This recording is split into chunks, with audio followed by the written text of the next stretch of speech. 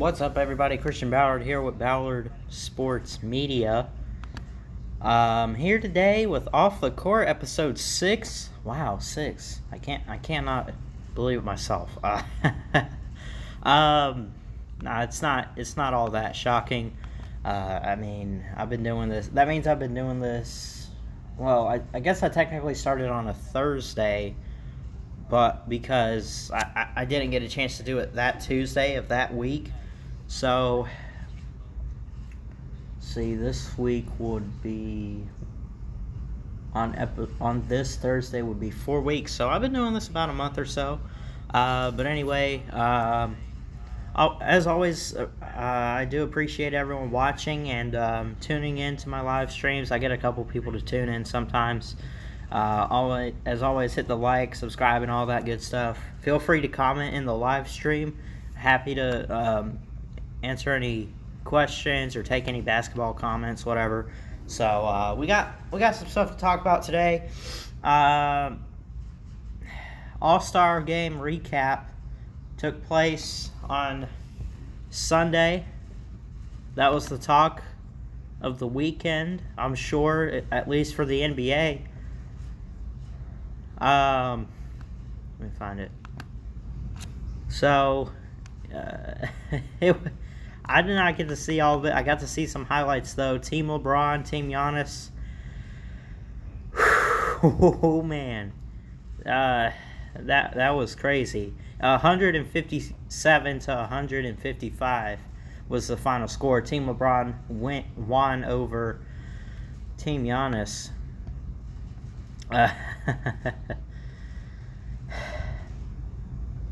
There were a lot of alley-oops, more than layups. There were three-pointers. Defense was just, I don't even know. And it was very much a shootout in the final quarter. Again, I didn't really get to see all of it. It came down to the wire, not much a buzzer beater, but it was a really good game, and I really did wish I got a chance to see it. Let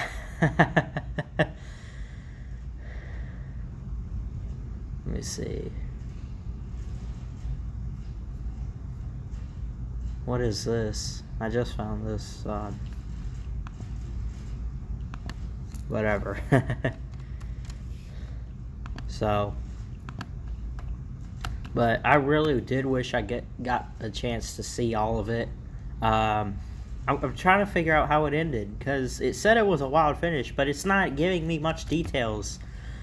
But anyway, I know it was a good game. It was a thriller. I wish I knew how. Maybe I can. So I'm watching these highlights, but I got it turned down. So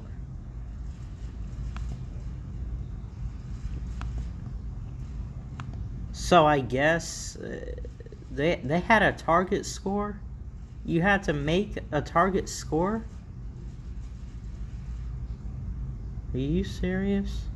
So it's not even like an actual game. Man, I'm glad I didn't see this, honestly.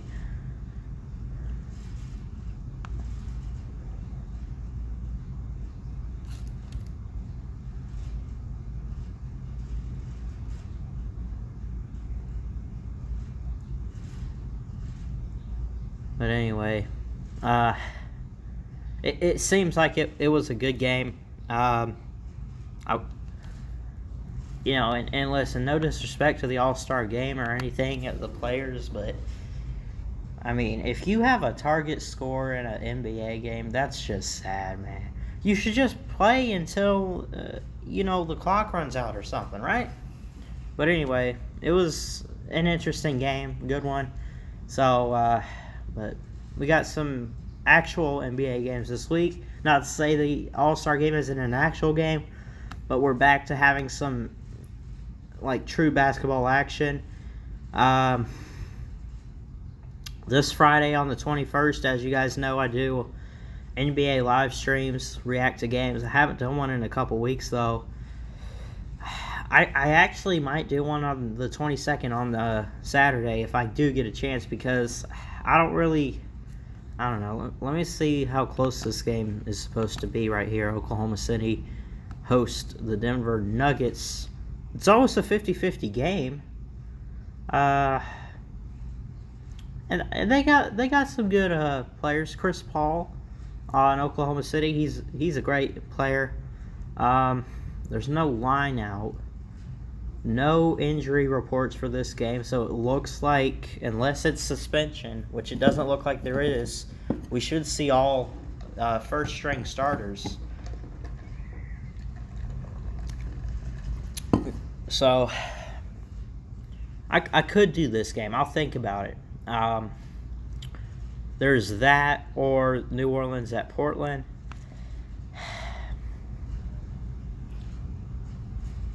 I really don't want to deal with that, to be honest. But Portland, 61.5% chance to win, just about. This is in Portland. Damian Lillard on the Trailblazers, great player, probably the best on the team. He's hurt. This was ruled today.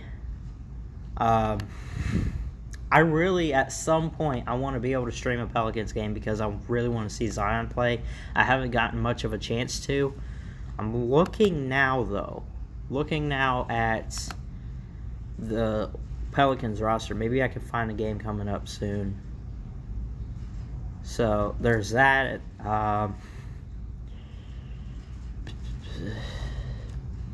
Sunday, March 1st against the Lakers. I mean, I could do a Sunday night game. I don't know. But what do we have on a Friday? Man, they don't play anybody, do they?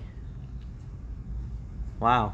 But anyway, so there's that. All-Star game looked pretty good. Moving on from the NBA, going to college.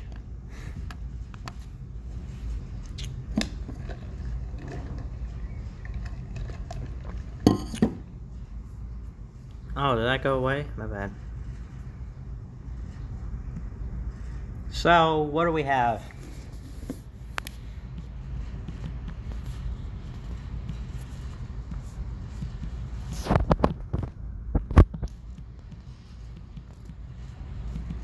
Well, Bama with the game this week, of course. Yep, you see it right there. Gonna go ahead and get into this A&M Gumps game preview. First off, did anyone get to see this LSU Bama game? Of course, I streamed it, but if you didn't catch the stream, let me know if you saw it.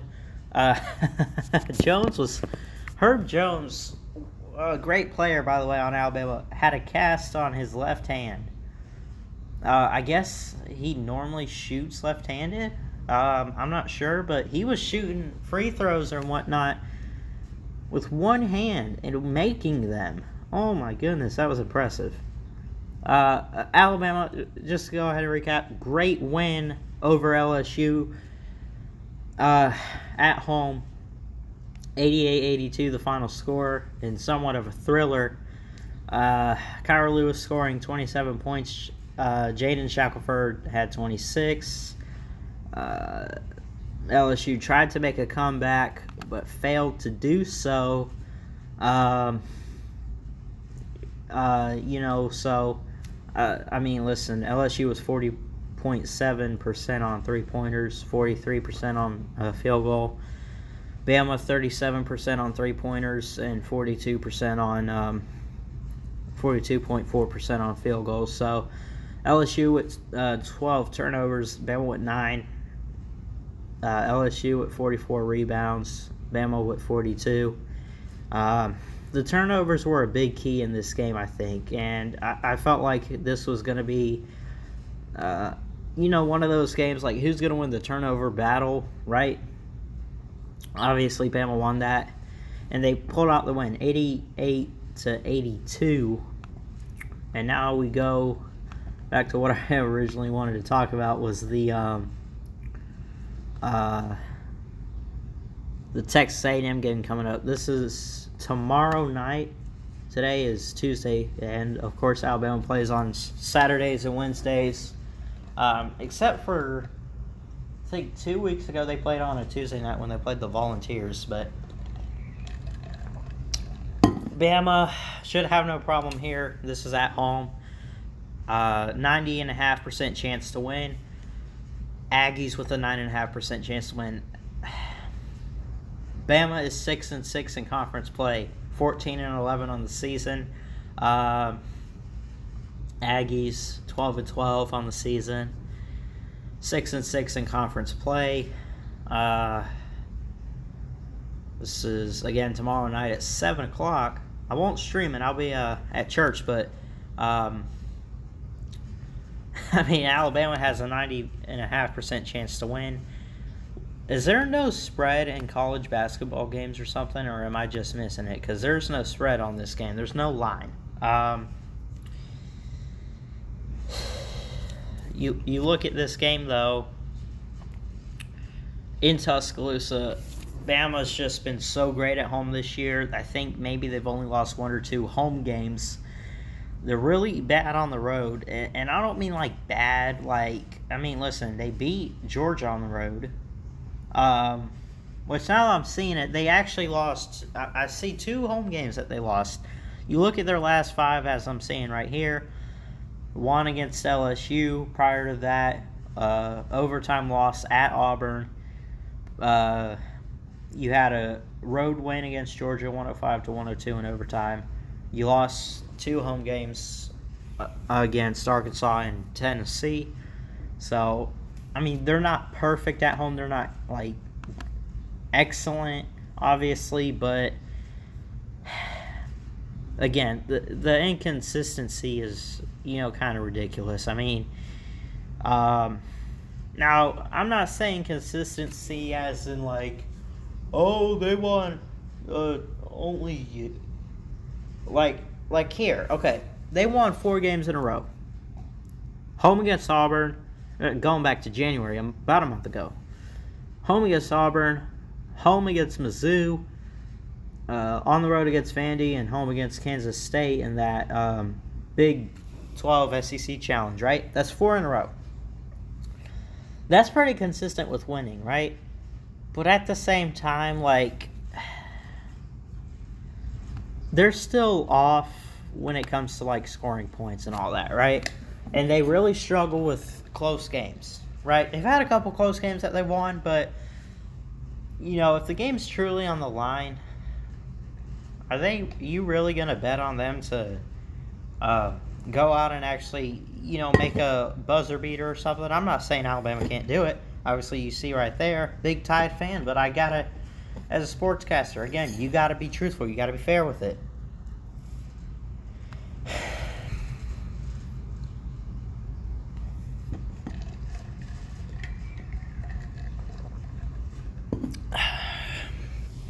A&M's not really good at basketball that much. 12-12. I get Bama's 14-11. They're both 6-6 in conference play. Bama's home, again, a 90.5% chance to win. Should have no problem. Guys like Cairo and John Petty got to show up, though. Those two, that's a good duo. Alex Reese, you can put him on the court, too. He'll make some good three-pointers, and he plays good defense. So, and A&M's got some good players too, but I think, and let's just be real, I think they're focused on their football program right now. But anyway,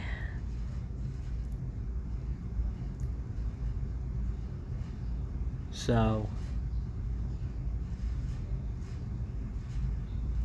let's see here. Okay.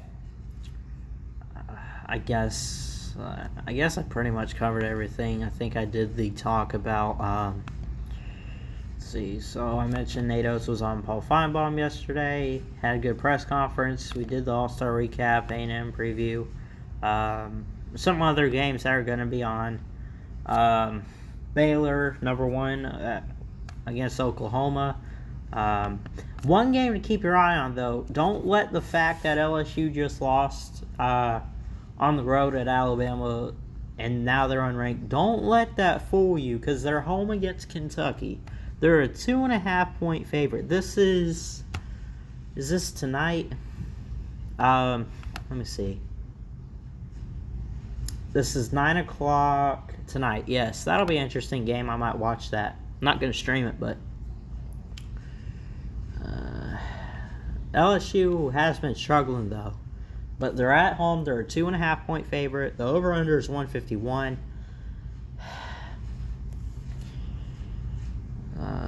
Guys that I mentioned in the stream when I was doing the game, the LSU Bama game. Listen, LSU's got some good talent. I mean, they got some good talent. Let me go back and look at their roster. They're second in the SEC, 18-7 on the season. Javonte Smart, Charles Manning Jr., Skylar Mays, Deshaun Thomas, Emmett Williams, Trenton Watford. Those were some guys I remember mentioning when I did the basketball stream between Bama and LSU. A good game. And LSU could win against Kentucky. Don't bet on it all that much. I mean, if this were at what's the name of the place Kentucky plays at? I don't know. Someone let me know. But if this were there, I'd easily 100% be taking Kentucky. But LSU, they're home, so they could have a chance, and they're really good at home. They beat Alabama at home earlier in the season. They beat Florida at home, Ole Miss at home. It doesn't even look like they've lost the home game. Well, okay, never mind. They've actually it looks like they've lost 3 or 4, but still, they've improved throughout the season. I have a feeling if they, and again, they did beat Alabama in Baton Rouge, but if they had played them again in Baton Rouge, LSU probably would have won that game, honestly. So we'll see what happens with this game. I'll keep my eyes on it. It'll be a good game. So, anyway.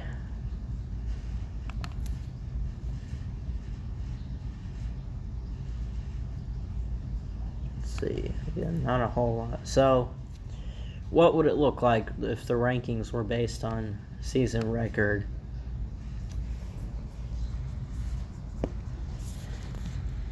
So now it's time, and this could be a new segment. Well, no, I don't want to say a new segment, but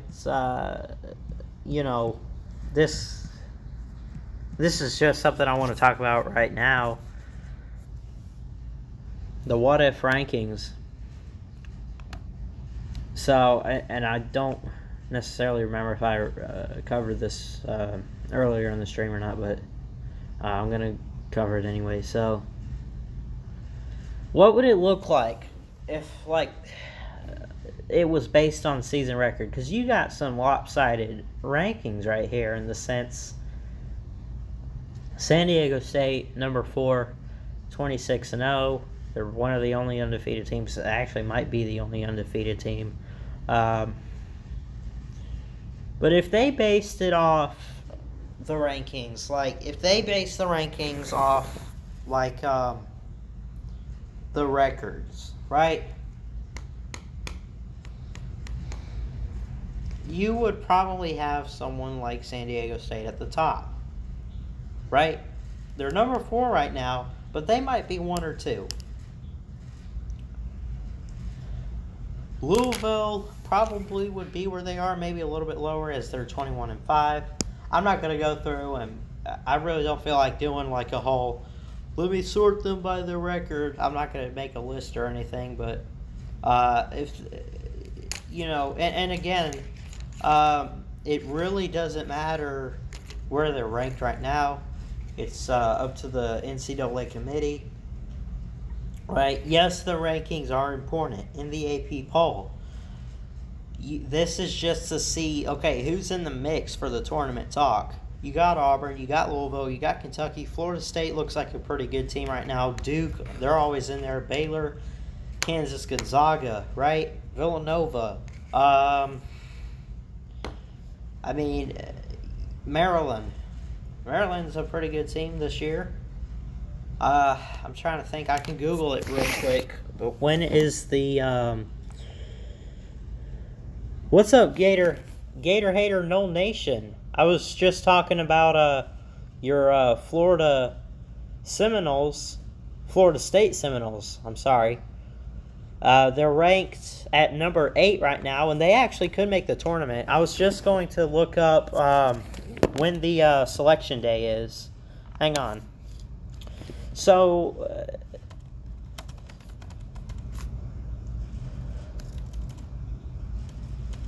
let me see when the selection.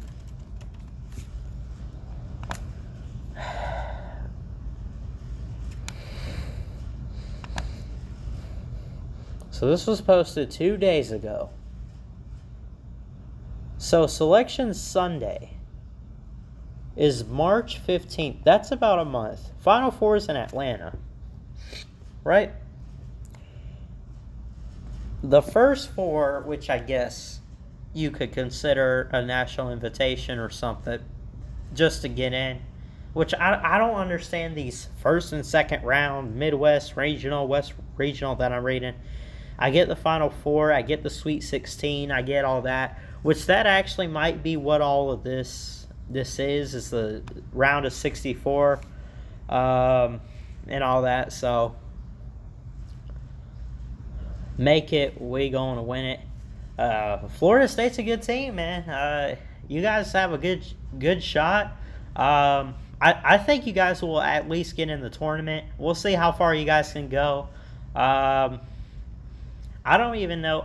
Did anyone even expect a team like Virginia to win it all last year? Yes, they were good, but you look at it now, and I think the fact that Virginia, they haven't looked that good this year, and they're not even ranked right now, I don't think. And they're supposed to be the defending champs of this year. So, but anyway, yeah, you guys probably have a good shot to make it. And I don't mean to. I'm not gonna come on here and guarantee it or anything. Obviously, we have to see who you guys play, who else gets in. I think Kentucky. There are certain teams that you could probably put in as a lock, like Kentucky, Auburn. I don't know. I mean, they had a 15-0 run at the start of the season, and then they came to Tuscaloosa. Alabama whooped them, and so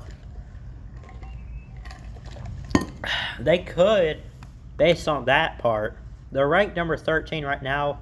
Louisville is a good team, and they were ranked in the top 10 at some point earlier in the season. They actually might have been number 1, if I recall, but I'm not 100% sure.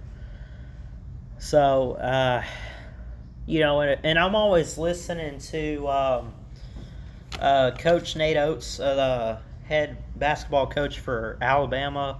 He's always saying stuff like, yeah, this is a good win, and we can make a good run at the tournament. This will add to our resume and all that, which, I guess it's kind of like the college football playoff, right? Yeah, maybe they don't take 2 lost teams, 3 lost teams, and all that, but at the same time, if you're undefeated and all, take UCF for example. A few years ago, remember back-to-back years they went undefeated, and they're like, oh, we're the real defending champs, we're the only undefeated team, or why didn't we make it in? We went undefeated. This team had a loss, and you put them in over us because you didn't play anybody. You had no schedule. You had no resume, basically. So in college basketball, it's all about the rankings are all about the resume. And I'm looking at Louisville. They're second in the ACC. They got pretty good resume. Their losses, you have a loss home against Texas Tech, who made the tournament last year, they actually were the championship runner-up. At Kentucky, home against Florida State, who now I guess is ranked higher than them. So I mean, their losses are not too bad, right? But so Louisville has a pretty good resume. Kentucky's always got a good resume. I mean, is Kentucky ever going to fall off the college football or not college basketball? I mean, are they ever going to fall off the map in college basketball or just get out of town? I don't think so. I don't think they're going anywhere right now.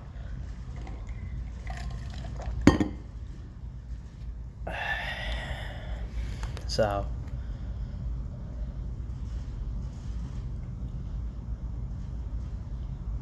and again, I think I mentioned in last week's episode, one of the episodes from last week or something, I mentioned how it's kind of weird with all these weird team names and all that, and obviously they're real colleges, real schools, but you don't see teams like Gonzaga. You don't see a name like that.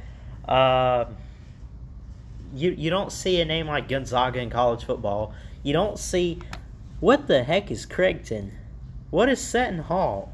San Diego State, I've seen them, but they're not really good at anything except, obviously, basketball right here. Dayton. Butler. I mean, there's some weird team names in basketball, so...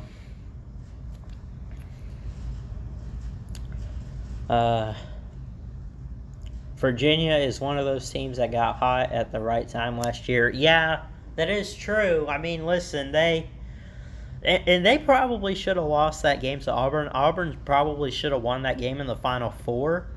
That was a very controversial call, too. That was insane. I started watching college basketball, I guess, when the Final Four was taking place. I kept hearing people on the Paul Feinbaum show talk about the tournament and all that, and I'm like, I'll get into college basketball. I'll start pulling for Alabama and all that. So,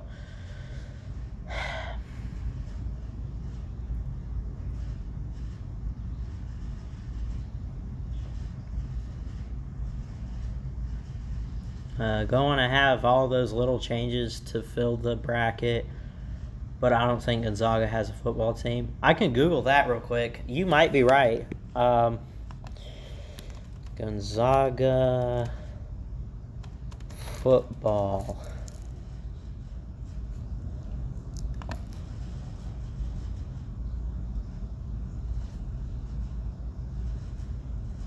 Oh, they have a football team, No Nation. You want to know what their bowl record is? This is how bad of a program they are. Their bowl record, get ready. 0-1.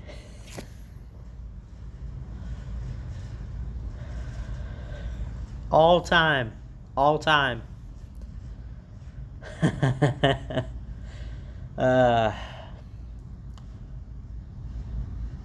Oh, my bad. I do apologize. Hold on. They did have one. It ended in 1941. So Gonzaga Bulldogs football. First season, 1892. Last season, 1941. 0-1 in a bowl record. It's still a college, though. Why there's no football, I don't know.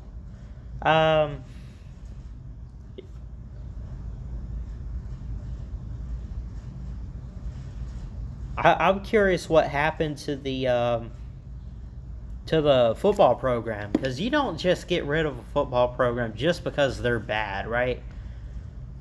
I mean, if that were the case, why is Vandy still there? Just saying. So, I don't think those little teens even have football teams. What little teens? What are you talking about? You talking like Pee Wee and stuff?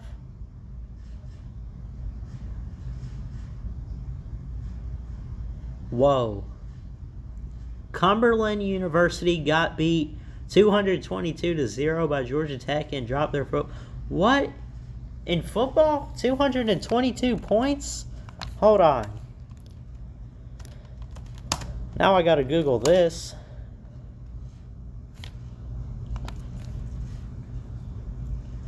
Yo, no way. How long did this game last? Or how bad? Okay, there's a good explanation for this, right? Outside of maybe how they kept score, right?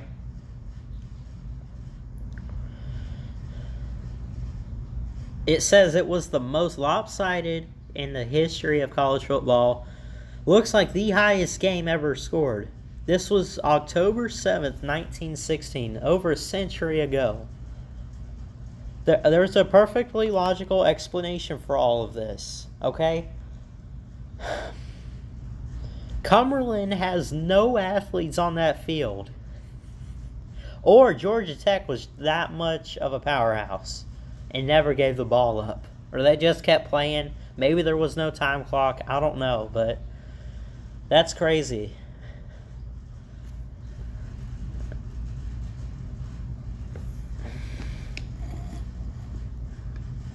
What about Seton Hall, Gonzaga, all those little schools? Are you talking about Georgia Tech beat them? Or you could be right, No Nation. Maybe they did play something like 18 quarters. That's insane. 18 quarter football. Now you got me Googling stuff.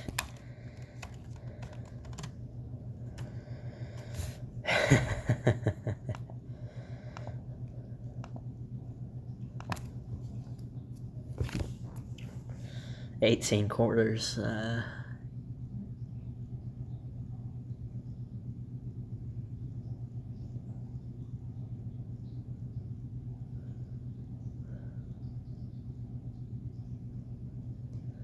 They need 2 little schools to fill the bracket of 64. The big schools concentrate on football night so much on basketball, so they end up. I'm a bit confused on that comment there, No Nation.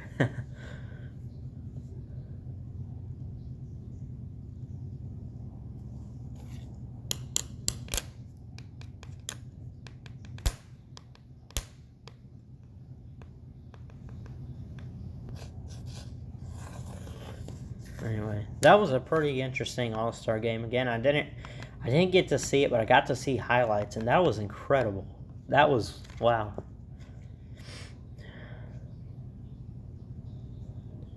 So,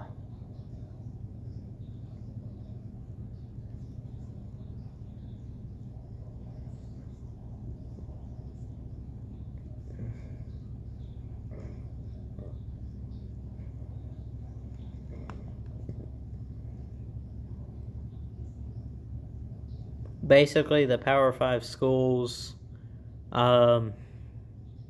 there's not enough to fill. Oh, I see what you're saying. There's not enough Power 5 schools to fill a 64-team bracket. At least that would be watched.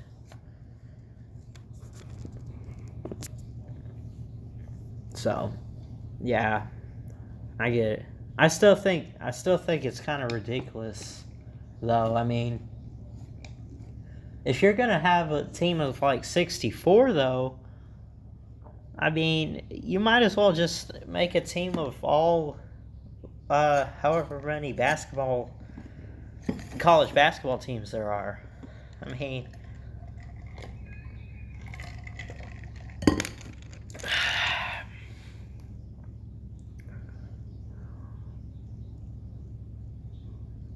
really, you think of some of the Power 5 basketball teams. Yeah, that's true. I mean, again, you got teams like Virginia and are we hold on? Are we talking Power Five like the Power Five conferences of the SEC, the Pac-12, the Big 12, basically like the same conferences as the as football, right? Just trying to make sure. I don't know if Power Five in basketball is a bit different, but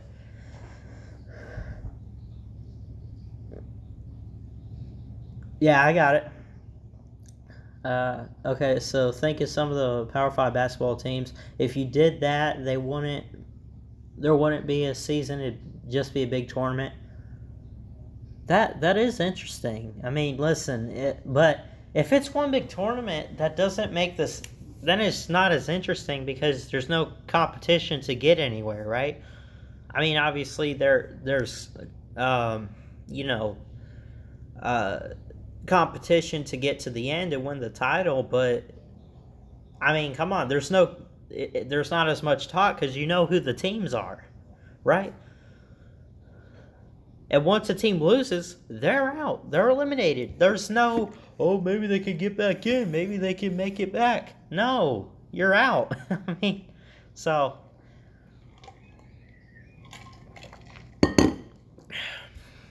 yeah, but it's crazy, but it is what it is. So,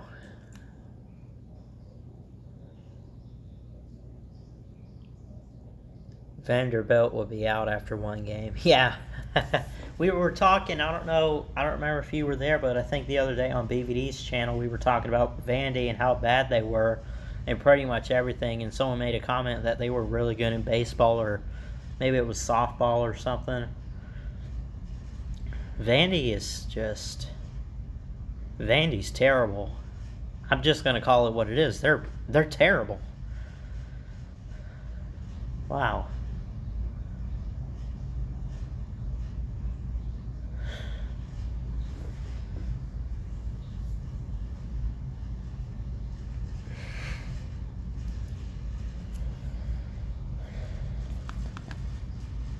Like, how much longer is Vanderbilt going to put up with Derek Mason as their head coach? Unless they've already fired him, which I really don't know if they did or not, but, you know.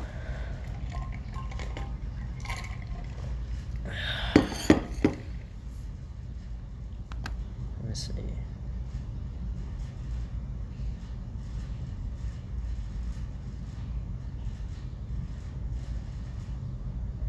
So, and jumping off basketball for a second, hopping over to some football, just seeing this, looks like my Tampa Bay Vipers are going to play the Houston Roughnecks.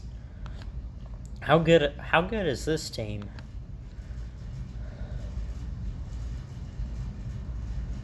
Vandy will be out after one game. Vandy will beat Tennessee. Yeah, that'll be interesting to see.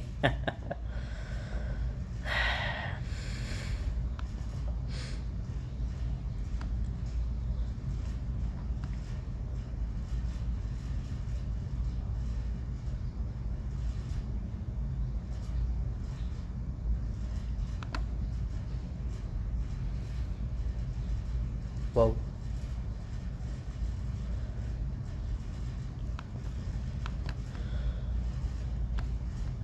I don't want to go ahead and call this for Alabama because I don't want to look stupid, right? I'm not going to get on here and say that Nate Oates is going to win a title with Alabama or anything, but he's definitely going to help this team at least get better and get to where they need to be. But the Vipers are bad. Yeah, listen. Remember, I don't know if you ever saw the Alliance Football League, the AAF. The team I was pulling for was Orlando because I live in Florida, but they were at the top and they would have won the championship. It was funny when they canceled the league. Orlando Apollos. It was Coach Steve Spurrier. He coached the Apollos, and when they ended the league and called it quits because they didn't make enough money, the Apollos were totally like, "Yeah, we want it. We'll take whatever the trophy was." um, What Bama new coach? Oh, are you talking in reference to what I just said about Nate Oates possibly winning a tournament or something like? Or well, I'm not. I said I wouldn't call it, but you know, you never know. So anyway, it was an interesting All-Star game. Saw the highlights, the rankings. They could get interesting, and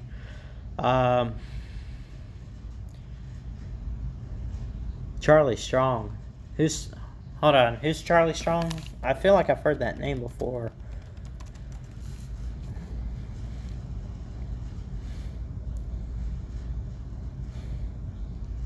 Coached at the Cardinals. Let's see. Oh. Oh yeah, I remember reading this earlier. He's joining our football staff. He'll be a defensive analyst.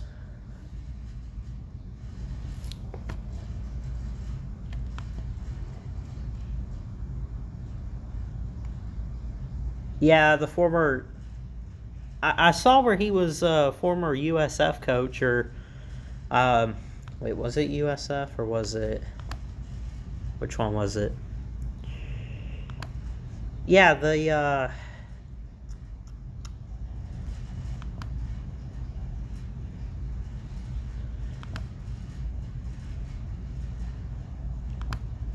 so he was a head coach at Louisville, Texas, USF, and that's it. He was at Louisville for 3 years, from 2010 to 2013. At Texas for 2 years, 2014 to 2016. For 2 years at USF, 2017 to 2019. They just let him go, and now he's at Alabama as an analyst. So, yeah, I think it is a good hire. I think he's going to do pretty well. We'll see what happens. And for the first time in a long time, Alabama's getting both their defensive coordinator and their offensive coordinator returning. Steve Sarkisian on the offense and Pete Golding on the defense. Pete Golding's still young, which I don't know what it is. If Saban fires assistants, I guess it kind of goes both ways. But, coaches want to learn from Coach Saban, and then they want to use that experience, and they want to go coach somewhere, be a head coach, or they just want better career opportunities. A lot have gone to the NFL, but I think it's great that we're getting both of those guys back. I don't blame Pete Golding for – I kind of blame him for how defense was last year. But at the same time, Alabama played a bunch of young guys. Now they've gotten some experience. Nick Saban's going to be on top of it, and defense is going to be pretty good next year. So, anyway, I'm going to go ahead and get off, Noel Nation. Thank you so much for stopping in. I do appreciate it. Anyone else who stopped in, maybe didn't comment, I do appreciate it as well. If you're new, hit that subscribe button. Hit the like on this video, all that good stuff. I upload basketball, baseball, and football stuff. Not really going to get into football until about, I don't know. I plan on wanting to do on a little series, maybe like 10 teams or so, talk about 10 potential playoff contending teams, and talk about, what's their schedule look like? How are they going to get there? I'll call it something like Path to the Playoff. I'll get to that pretty soon. I'll be back here on Thursday, hopefully, for another episode of Off the Court. What else? I guess that's it. Thanks so much for watching. Like, subscribe, all that good stuff. And I will see all of you next time. Until then, Ballard Sports Media is checking out.